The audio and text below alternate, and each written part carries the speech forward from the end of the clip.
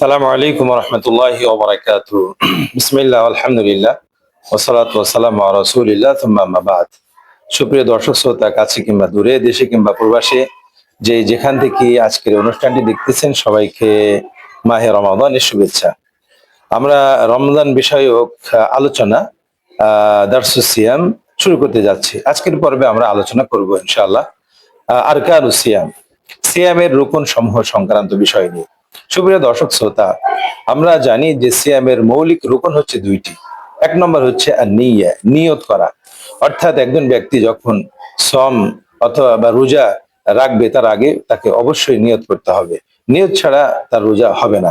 এই মর্মে আমরা একাধিক হাদিস জানি, তার মধ্যে উল্লেখযোগ্য যে নিয়ত সংক্রান্ত বিষয়, তার মধ্যে প্রসিদ্ধ হাদিস হচ্ছে ইমাম বুখারী রাহিমাহুল্লাহ তাআলা সর্বপ্রথম যে হাদিসটি নিয়ে আসছেন, ইন্নামাল আমালু বিন্নিয়া। রাসূল সাল্লাল্লাহু আলাইহি সাল্লাম বলেন যে ইন্নামাল আমালু বিন্নিয়া ওয়া ইন্নামা লিকুল্লি ইমরিইম মা নাওয়া। অর্থাৎ প্রতিটা কাজই যেন নিয়তের উপর নির্ভরশীল। অর্থাৎ প্রত্যেক কাজের নিয়তের পিছনে বা নিয়তের উপর নির্ভরশীল। নিয়ত অনুযায়ী তার কাজ ফলপ্রসূ হবে, বা নিয়ত অনুযায়ী তার কাজটা গণ্য হবে। ভালো উদ্দেশ্যে যদি নিয়ত করে তাহলে ভালো হবে, আর খারাপ উদ্দেশ্যে যদি সে নিয়ত করে তাহলে কাজটাও সে খারাপ উদ্দেশ্যে গণ্য হবে। সুতরাং বোঝা যাচ্ছে সিয়ামের পিছনে উল্লেখযোগ্য কারণ হচ্ছে নিয়ত করা। এই মর্মে আরো কয়েকটি হাদিস আছে, তার মধ্যে আরেকটা হাদিস আপনাদেরকে শোনাতে পারি, যেটা আবু দাউদ ইমাম তিরমিজি রাহিমাহুল্লাহ তাআলা নিয়ে আসছেন। নাসিরউদ্দিন আল আলবানী হাদিসটিকে সহিহ বলেছেন। আল্লাহ রাসূল সাল্লাল্লাহু আলাইহি সাল্লাম বলেন, মাল্লাম ইউজাম্মিউ সিয়ামা ক্বাবলা আল ফাজরি ফালা সিয়ামা লা। কোন ব্যক্তি যদি ফজরের আগে নিয়ত না করে তাহলে তার সিয়ামই যেন হলো না। সুতরাং স্পষ্টভাবে আমরা বুঝতে পারছি যে আমরা সিয়াম যে রাখবো বা আমরা রাখি, এই সিয়ামের পিছনে যে জিনিসটা রুকন হিসাবে কাজ করছে, সেই রুকনটি হচ্ছে নিয়ত করা। কোনো ব্যক্তি যদি সিয়াম বা রোজা রাখার নিয়ত না করে, সে তারপরেও যদি খানা পিনা ছেড়ে দেয়, তাহলে কিন্তু তার রোজাটা হবে না। কেন হবে না? কারণ হচ্ছে সে এই উদ্দেশ্যে, কি উদ্দেশ্যে করছে সেই উদ্দেশ্যটা ক্লিয়ার করেনি। এবং আরেকটা জিনিস এখানে স্পষ্ট করা দরকার, আমরা যে নিয়ত করব, এই নিয়তটা আসলে হবে কোথায়? আমরা জানি যে মাহাল্লু নিয়া আল কলব, অর্থাৎ নিয়তের স্থান হচ্ছে মানুষের অন্তর। অন্তর দিয়ে মানুষকে বিশ্বাস করতে হবে এবং অন্তর দিয়ে এই পরিকল্পনা করতে হবে। মুখে বলার কোনো প্রয়োজনীয়তা নাই। যেমন আমরা বিভিন্ন সময় শুনে থাকি যে রোজার স্বতন্ত্র আলাদা নিয়ত রয়েছে, এবং অনেক ভাইদেরকে আমরা এরকম বলতে শুনি যে নাওয়াইতু আন আসমা গাদাম মিন শাহরি রমাদান আল মুবারাক ফারদান লাকা ইয়া আল্লাহ ফাতাকাব্বাল মিন্নি ইন্নাকা আনতাস সামিউল আলিম। এই দোয়াটি বা এই নিয়তটি আমাদের বিশেষ করে গ্রাম্য অঞ্চলগুলোতে প্রসিদ্ধতা রয়েছে, অথচ এই হাদিস বা এই নিয়তের কোনো ভিত্তি ইসলামে নাই। আর নিয়তটা আসলে মানুষের হবে মনে মনে, কারণ তার স্থান হচ্ছে অন্তরের সাথে সম্পর্ক। ভালো হোক মন্দ হোক, যেটাই হোক না কেন, এই স্থান হচ্ছে মানুষের হৃদয়ে। সুতরাং এটা মুখে বলার কোনো প্রয়োজনীয়তা নাই। সুতরাং একজন ব্যক্তি, আপনি আমি যখনই নিয়ত করব, সেই নিয়তটা হবে মনে মনে।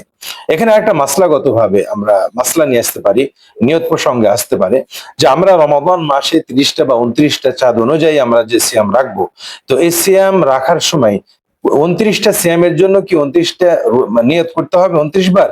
মানে প্রতিদিনের জন্য আলাদা স্বতন্ত্র নিয়ত করতে হবে, নাকি রমাদানের শুরুতে যদি আমরা একবার নিয়ত করে নিই তাহলে হয়ে যাবে?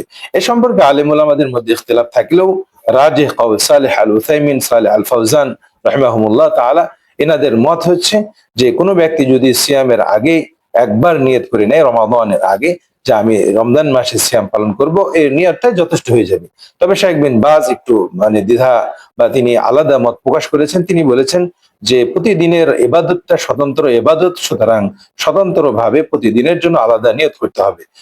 তবে জামহুরের কথা হচ্ছে এটাই যে রমাদানের আগে যদি একবার নিয়ত করে নেয় তাহলে সেটা যথেষ্ট। তবে কোনো ব্যক্তি যদি রেগুলার সিয়াম পালন করে, মাঝখানে ছেড়ে দেয় এবং পরবর্তীতে আবার সিয়াম পালন করে, সেক্ষেত্রে যতক্ষণ পর্যন্ত না ছেড়ে দিবে, এক ধারাবাহিকতায় রোজা রাখবে, ওই এক রোজার জন্য, ওই ধারাবাহিকতার জন্য একটা নিয়তি যথেষ্ট। আশা করা যায় বিষয়টি বুঝতে পেরেছেন। সুপ্রিয় দর্শক শ্রোতা, এখন এই নিয়তটা আমরা কিভাবে করতে পারি? ধরুন, আপনি যখন সাহারি খাওয়ার জন্য উঠবেন, অথবা যখন আমরা রমাদানে চাঁদ দেখেছি, যখন চাঁদ দেখেছি তখন আমরা যখন সাহারি খাওয়ার জন্য শেষ রাতে উঠবো, তো ওই উদ্দেশ্যটাই হবে। আপনি যে উঠবেন, কেন উঠছেন যদি জিজ্ঞাসা করা হয় আপনি কেন উঠলেন, উত্তরে আমরা বলবো যে আমরা সাহারি খাওয়ার জন্য উঠেছি। এটাই হচ্ছে নিয়ত। মনে মনে সংকল্প করা যে আমি এখন উঠলাম, এখন আমি সাহারি গ্রহণ করব, সারাদিন আমি রোজা রাখবো। এই মনে মনে এই জল্পনা কল্পনা করার নামই হচ্ছে নিয়ত। আশা করা যায় বিষয়টি বুঝতে পেরেছেন। দ্বিতীয় নম্বর রুকন হচ্ছে আল ইমসাক।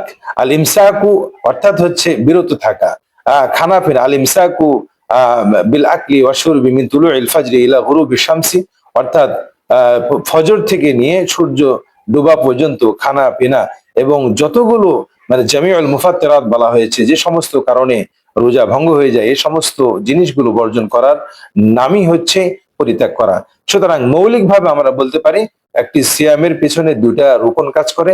এক নম্বর রুকন হিসেবে কাজ করে মানুষের নিয়ত, আর দুই নম্বর রুকন হিসেবে কাজ করে যে একজন ব্যক্তি ফজর থেকে নিয়ে সন্ধ্যা পর্যন্ত উপবাস থাকবে এবং যাবতীয় অশ্লীলতা, বেহায়াপনা, যে সমস্ত কাজগুলো করলে সিয়াম ভঙ্গ হয়ে যায়, এই সমস্ত কাজগুলো বর্জন করবে এবং এই ইবাদতটা কেবলমাত্র আল্লাহর জন্যই হবে।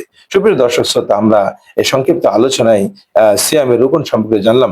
আল্লাহ সুবহানাহু ওয়া তাআলা এই জিনিসগুলো আমাদেরকে বোঝার তৌফিক দান করেন এবং সিয়াম রাখার আগে আমরা যাতে মনে মনে সংকল্প করতে পারি, এ তৌফিক দান করেন। এবং সাথে সাথে আমরা যে মুখে যে নিয়তটা উচ্চারণ করি, নাওয়াইতু আন আসুমা গাদাম মিন শাহরি রমাদান, এই বিদআতি নিয়তগুলো মুখে বলা, এগুলো যাতে পরিহার করতে পারি, সেই তৌফিক আল্লাহ রাব্বুল আলামিন আমাদের দান করেন। ওয়া আখিরু দাওয়ানা আলহামদুলিল্লাহি রাব্বিল আলামিন ওয়া জাযাকুমুল্লাহু খাইরান। আসসালামু আলাইকুম ওয়া রাহমাতুল্লাহি ওয়া বারাকাতুহু।